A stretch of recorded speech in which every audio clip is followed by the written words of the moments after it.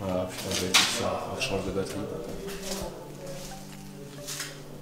Voilà, c'est plus ce côté qui est la réhabilité, donc on s'en rend pas compte, je sais pas si je garderai. Mais... Il a dit que c'était du stockage.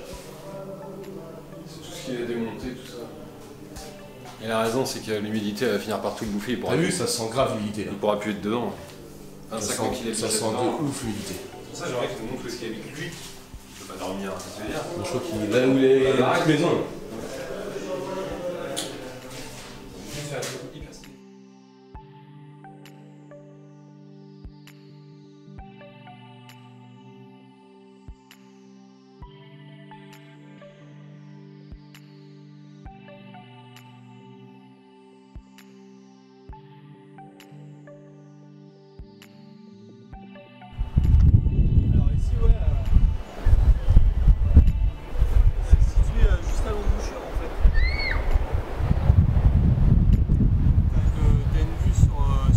Et l'embouchure de la Loire en fait.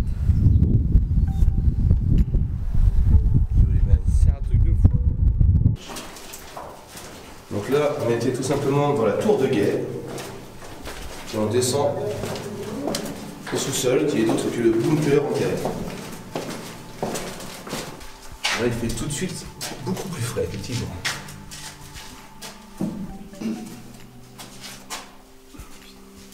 Ici, ça va pas bouger par contre.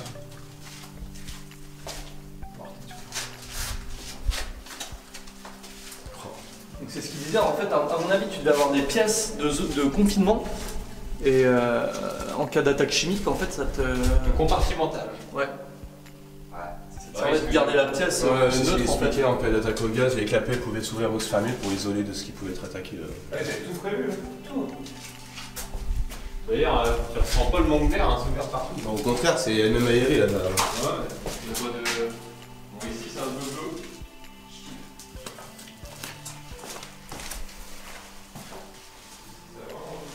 Caponia. Ça c'est les postes de garde en fait. L'entrée du bunker. Donc, tu remets de permission, il fallait passer par ici, voir si t'étais pas trop bourré pour pouvoir rentrer au poste.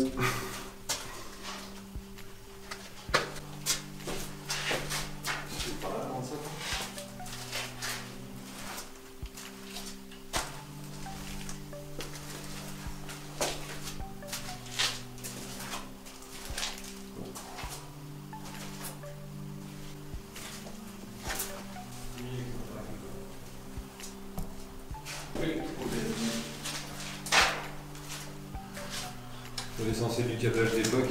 J'imagine l'armoire de 12.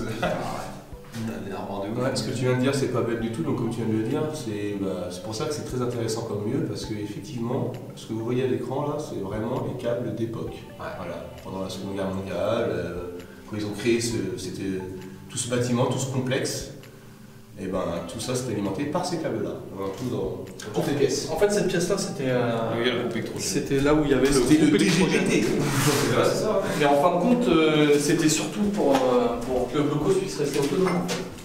Ouais, d'accord. Voilà. Tu précises. Il était toujours alimenté, mais en cas de coupure, en cas d'attaque, moi il pouvait rester autonome grâce au groupe électrogène.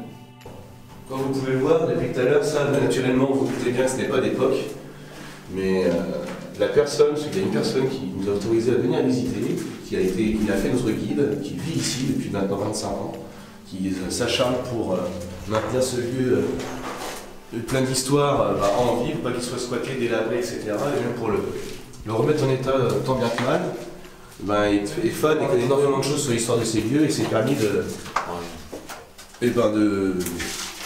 d'afficher donc toutes ces petites pancartes qui permettent de préciser quel rôle jouait chaque pièce.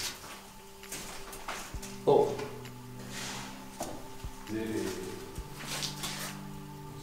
encore à l'arrière, celle-là n'est pas rentrée. Entrée des câbles, transmission et prise de terre. Télégraphe, accumulateur, répartiteur. Là, il y a du détail. La centrale téléphonique se trouvait là. Il y a une sculpture bizarre.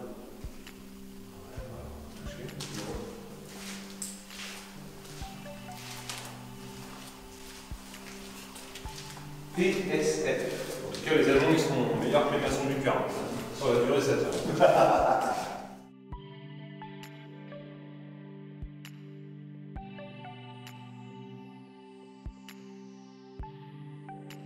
Donc ouais, à l'époque, ça c'était une issue de secours en fait. Ouais.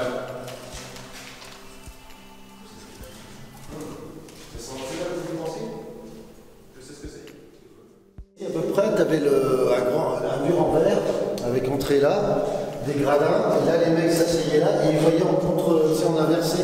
D'accord, ouais, c'était tout à fait. Ils voyaient à l'endroit et c'était inversé de l'autre côté, en fin de compte. Et à partir de là, les mecs faisaient le topo, ça leur permettait de ne pas avoir d'ombrage comme ça. Super. C'était ça les plaques de verre du. Tu vois, là, ça prenait tout l'espace. Putain la vache. Une énorme plaque de verre comme ça. J'ai jamais trop compris comment ils l'ont amené parce qu'il paraît qu'on voyait pas les. Mais enfin, c'était forcé que c'était en plusieurs fois. De toute façon. Énorme. Et là, tu avais la côte atlantique, c'était en sérigraphie.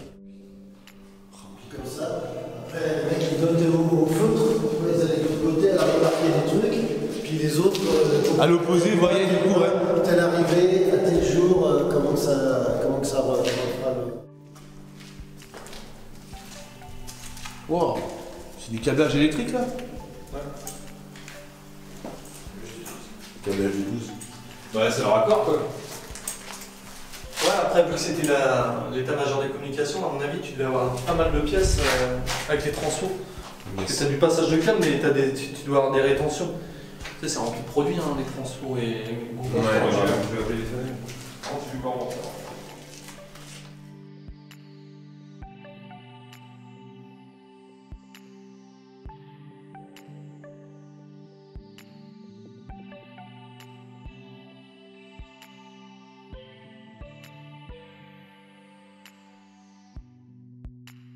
Bon voilà, on vient de finir de faire le petit tour, en espérant que la vidéo vous ait plu, qu'on ait pu retranscrire un maximum d'images historiques de ce qu'a pu être ce lieu. J'espère que ça vous a plu les gars. De ouf, franchement, Un truc de dingue. accueilli comme des rois. Voilà, encore merci à Pascal David, résident des lieux, qui nous a fait faire une visite guidée, qui nous a appris énormément de choses sur l'historique du lieu en lui-même, de ce qui a pu se passer autour. Donc un grand merci à lui, en espérant que la vidéo vous ait plu, on vous dit à plus tard. Ciao. Ciao.